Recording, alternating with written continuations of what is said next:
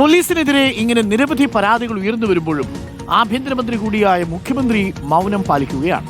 Custody മർദ്ദനത്തിന്റെ ദൃശ്യങ്ങളടക്കം പുറത്തു വന്നിട്ടും സമൂഹ മാധ്യമങ്ങളിൽ പോലും പ്രതികരിക്കാൻ മുഖ്യമന്ത്രി തയ്യാറായിട്ടില്ല. ഈ മാസം 15-ന് തുടങ്ങുന്ന നിയമസഭാ സമ്മേളനത്തിൽ മുഖ്യമന്ത്രിയുടെ മറുപടി എന്താകുമെന്നതിലാണ് ആകാംക്ഷ. ടി വി പ്രസാദുണ്ട് കൂടുതൽ വിവരങ്ങളുമായി. ടി വി പ്രസാദ്, ആഭ്യന്തരമന്ത്രി കൂടിയായ മുഖ്യമന്ത്രി തുടർച്ചയായിട്ട് പോലീസ് മർദ്ദനത്തിന്റെ ദൃശ്യങ്ങൾ പുറത്തു വരുമ്പോഴും പ്രതിപക്ഷം നിരത്തിലിറങ്ങി പ്രതിഷേധിക്കുമ്പോഴും മൗനം തുടരുകയാണ്. 15-ാം തീയതി വരെ മൗനം തുടരുമെന്നാണോ കരുതേണ്ടത്? നിയമസഭയിലെങ്കിലും ആഭ്യന്തരമന്ത്രി കൂടിയായ മുഖ്യമന്ത്രിക്ക് മറുപടി പറയേണ്ടി വരില്ലേ ടി വി പ്രസാദ്?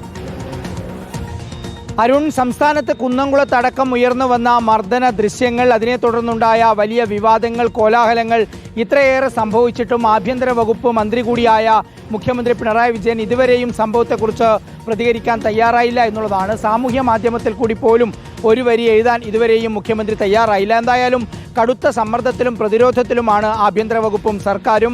ഈ വരുന്ന 15-ാം തീയതി നിയമസഭ സമ്മേളിക്കുമ്പോൾ സ്വാഭാവികമായി മുഖ്യമന്ത്രിക്ക് മറുപടി പറയേണ്ടി വരും. പക്ഷേ അതിനു മുമ്പെങ്കിലും മുഖ്യമന്ത്രി മൗനം വെടിയും എന്നായിരുന്നു ഏവരും പ്രതീക്ഷിച്ചതെങ്കിലും ഇതുവരെയും ഒരക്ഷരം മുഖ്യമന്ത്രി പറഞ്ഞതുമില്ല. അതിനെതിരെ സമസ്ത മുഖപത്രം അതിനിടെ സർക്കാരിനെതിരെയും ആഭ്യന്തര വകുപ്പിനെയും എതിരെയും ശക്തമായി രംഗത്ത് വന്നു. അതിൻ്റെ മുഖപ്രസംഗത്തിലൂടെയാണ് സമസ്ത മുന്നോട്ട് വന്നത്.